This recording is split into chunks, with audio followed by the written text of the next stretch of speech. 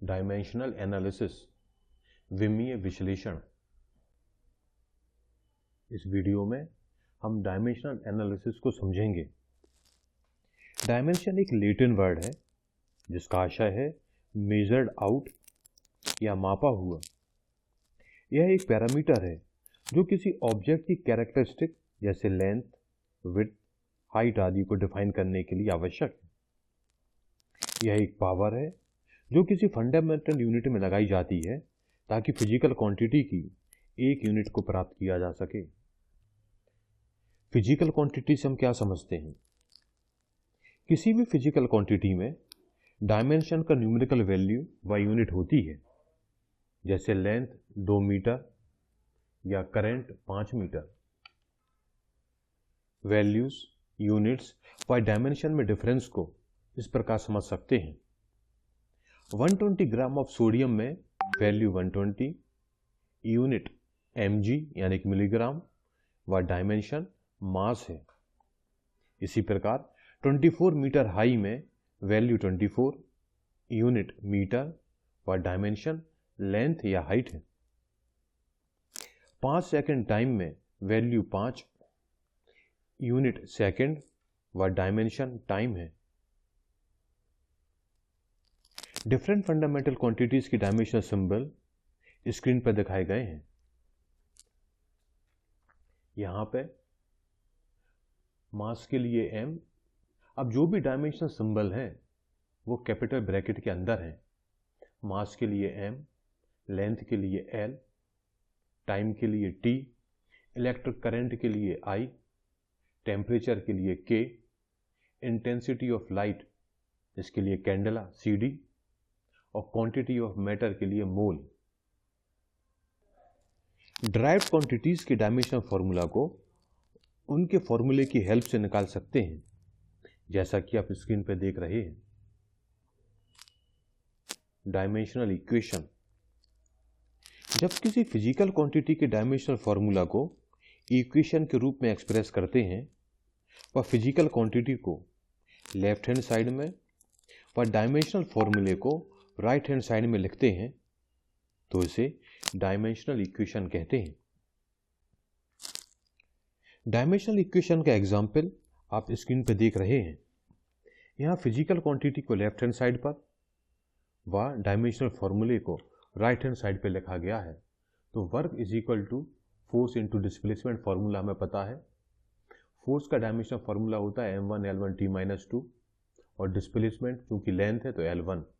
इसको सॉल्व किया तो work is equal to m1 L2 T-2। Dimensional analysis के एप्लीकेशंस हैं। किसी फिजिकल क्वांटिटी की वैल्यू को एक सिस्टम से दूसरे सिस्टम में कन्वर्ट करने के लिए, फिजिकल क्वांटिटीज के बीच रिलेशन को डिफाइन करने के लिए, किसी रिलेशन की करेक्टनेस को चेक करने के लिए डायमेंशनल एनालिसिस का यूज किया जाता है। Limitations of dimensional analysis. यदि किसी इक्वेशन में ट्रिग्नोमेट्रिक, एक्सपोनेंशियल या लॉगरिथमिक टर्म हो तो डायमेंशनल एनालिसिस कार्य नहीं करती। किसी नंबर या यूनिटलेस क्वांटिटी के लिए भी इससे डिफाइन नहीं किया जा सकता। यदि किसी इक्वेशन में प्रोपोर्शनलिटी कांस्टेंट में डायमेंशन हो तो इसके द्वारा उसका फॉर्मूला ड्राइव नहीं किया जा सकता। इसी प्रकार यदि कोई फिजिकल क्वांटिटी किन्हीं 3 अन्य फिजिकल क्वांटिटी पर निर्भर करती है तो उस केस में भी डायमेंशनल एनालिसिस नहीं की जा सकती। प्रिंसिपल ऑफ होमोजेनिटी, समरूपता का सिद्धांत। किसी इक्वेशन में दोनों तरफ डायमेंशंस एक समान होना चाहिए, यानी कि m, l व t की पावर एक समान हो तो इक्वेशन करेक्ट होगी, अन्यथा नहीं। अब हम कुछ एग्जाम्पल्स की मदद से इक्वेशन की करेक्टनेस को समझते हैं। यहां पे हमने इक्वेशन ली है F is equal to mv²/r। Left hand side में फोर्स है, इसका डायमेंशन होता है m1 L1 T-2 और राइट हैंड साइड में mv²/r है तो इसका डायमेंशन हमने निकाला m1 L1 T-2। तो लेफ्ट हैंड साइड के डायमेंशंस और राइट हैंड साइड के डायमेंशन एक दूसरे के बराबर है, इसलिए यह इक्वेशन करेक्ट है। अब हमने दूसरी इक्वेशन ली है t is equal to 2 pi under root L upon G. Left hand side में टाइम है, उसका डायमेंशनल फॉर्मूला होता है m0 L0 t1। Right hand side में है 2 पाई under root L upon G. 2 पाई कॉन्स्टेंट है, उसका कोई डायमेंशन नहीं होगा। लेंथ का डायमेंशन होगा l, g acceleration due to gravity, इसका डायमेंशन होता है L1t-2। इसको सॉल्व किया तो हमें निकला m0 L0 t1। तो हम देख रहे हैं कि लेफ्ट हैंड साइड का डायमेंशन और राइट हैंड साइड का डायमेंशन एक दूसरे के बराबर है, इसलिए यह इक्वेशन करेक्ट है।